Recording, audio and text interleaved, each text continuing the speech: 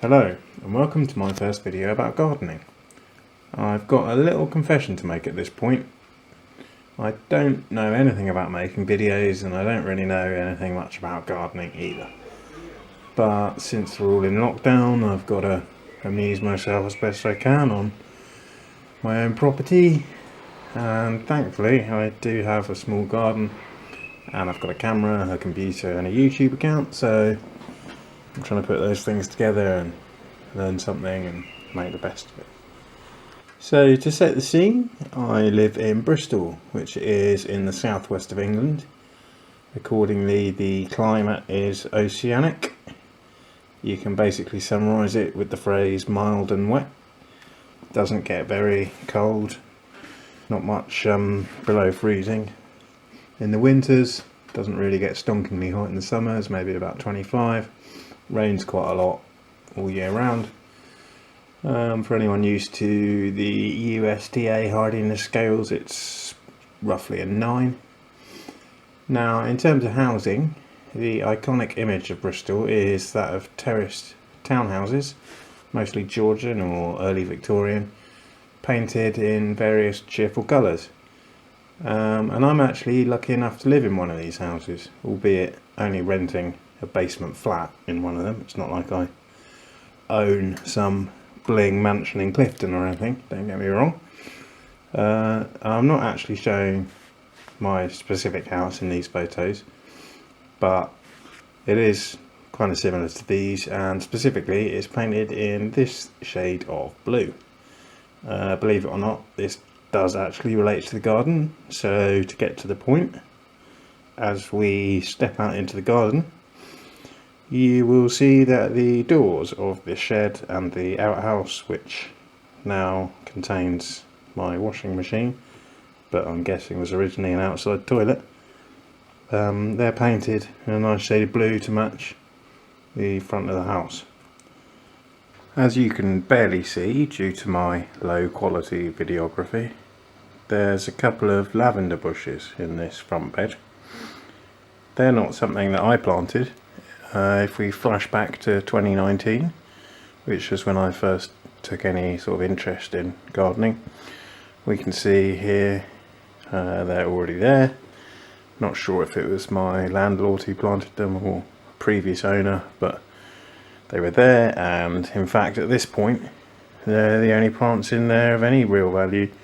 Everything else is just sort of weeds. There's even some trees trying to grow in there.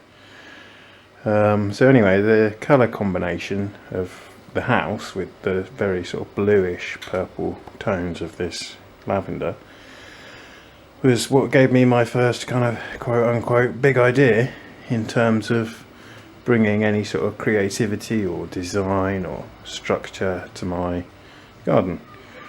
And that idea was to make this a blue bed in which all the flowers would match the house, which is admittedly a pretty obvious idea, maybe even cliched, but you know, I was a beginner, needed a hook. That gave me somewhere to start. And avoid the whole sort of paralysis of choice where every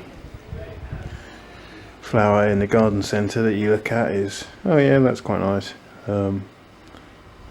It was nice to have this sort of concept to work towards. Blue is really far from the most commonly found shade of flower, so you can't really find a great deal of flowers that are a pure blue, and then when you limit it to the ones that will suit your garden, it's even less. So from the outset I was loosening that concept from not just pure blues, but a spectrum from kind of whites through to the deepest blues I could find, hopefully ending up with the impression of a kind of iceberg. And originally I was intending for the lavender to be the absolute limit of as much purple as I was allowing, but at this point I think I am going to put in a fair bit more purple, just out of necessity if nothing else. But I do still want to keep it on the blue side of purple and not straight into the pink side. So let's have a look at some of the flowers that I planted last year to take my first little steps towards that vision. So let's start with probably the best performer right now at the time of filming, which is this hardy plumbago. Don't laugh if I get this pronunciation wrong, but I think it's Ceratostigma plumbaginoides. As you can see, nice little blue flowers, and this thing is sort of cascading out towards the front of the wall, where it'll hopefully tumble down and have those blue flowers attractively matching the door. Aiming for this kind of cascade effect along the front of the wall. So here's another one that does a similar sort of behaviour. I have absolutely no idea what this one is called, so if anybody knows, leave a comment. And then next to that, more of the hardy plumbago. A bit further along we've got what's common name is snow in summer, I think. So hopefully all of those will combine to sort of cascade over this wall. There's also was naturally a weed of some Kenilworth ivy. It seems to be outcompeted by the plumbago at the moment, but I'll put in a photo of the Kenilworth ivy at this point, which is, like I say, it's a weed. It's not even native to the UK, but very common, quite pretty, so I'm leaving it alone. Now, up behind the plumbago, this dead looking thing is a Salvia patens, which is gentian sage. Absolutely lovely sky blue flowers, which are almost a perfect match really for the paint on the front of the house. And there's another sort of dead looking collection of sticks at this point there, which is Michaelmas daisy, which is white, and I added to keep the flowering going a bit over winter. And surrounding it, these little shoots, I don't know what these are. They're quite tall and they've got white truffly looking flowers, and they came as a sort of accidental free ride when I got a bunch of stuff out of my parents' garden, including the plumbago. So kids watching this now might not realise, but in 2019 it used to be a normal thing to go and visit your family and friends and stuff, you know, actually see them in person. Remarkable as that obviously sounds to us today. So yeah, last year I nicked quite a lot of plants out of their garden to kickstart this one. I did also buy some though, including this chap, which is a white rose campion. Latin name is a little bit topical, coronaria. And yeah, that's white flowers as the name suggests, and that's grown really well since I put it in last year, so quite pleased with that. Now if we flip round to the opposite end of this bed, here we've got a matching currently dead Michaelmas daisy, some weeds.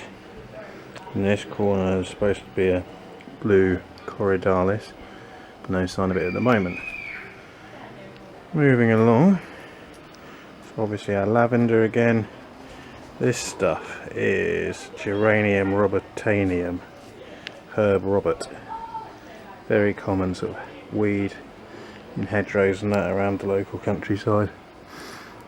I should probably get rid of at least some of that because it's getting a bit choking there, but I tend to leave most of that because I quite like it. Now moving on, so this guy next to the rose campion, I don't know what it is. I don't know if it's just a weed or if it's something a previous tenant or owner has planted, but it's not really doing anything that interesting at the minute. I don't remember it ever doing anything very interesting. So I've got a bit of a plan for that. Last summer I went to Tintersfield, which is a National Trust Victorian mansion and gardens a few miles outside Bristol, and they had the most amazing purple salvia amistad that the bees were going absolutely mental for. So I think that would fit my colour scheme, and it was the right sort of height and everything. It was really nice for that spot, so I was fully intending to go back there this year and buy one from their garden shop, but well, we all know the problem with that. Now, what I did buy from their shop instead of the purple one last year is here, which is a white sage, wood sage, and the bees love that as well. But the purple one in the middle, a bit taller, would definitely go down a treat. And finally, coming to this corner, we've got a cyclamen, which as you can see is white flowered. It's another thing that I put in to keep some flowering going over the winter. Unlike the Michaelmas daisy, this one is still just about technically still flowering, but it's very much on its way out now. Next to it is a primrose, which is another one I got off my parents. It doesn't fit the colour scheme, you'll notice it's yellow, and yellow is not between white, blue and purple. But you know, beggars can't be choosers and all that, so stuck it in there. I might replace it as I get further along and more advanced in my vision, but in the meantime. Now, I was planning to introduce you to the entire garden, but I feel like I've rambled on far too long already, and it's also taking quite a long time to incompetently edit this stuff together in Movie Maker. So until I find some better tools or get used to the process, I'm going to wrap it up for now. But briefly, side bed is my sort of unrestricted explosion of colour, but with a particular preference for yellows and oranges and sort of bright summery tropical stuff. Hydrangea, back bed, which is sort of white, pink, red colour scheme. We'll come to that in future. Also featuring a rockery and dead wood pile for wildlife purposes. Then we've got some climbers on the shed, and another trellis here, and then big tree thing here, not sure what that is. Lots of ivy. So I'll show you around the rest of it in more detail next time.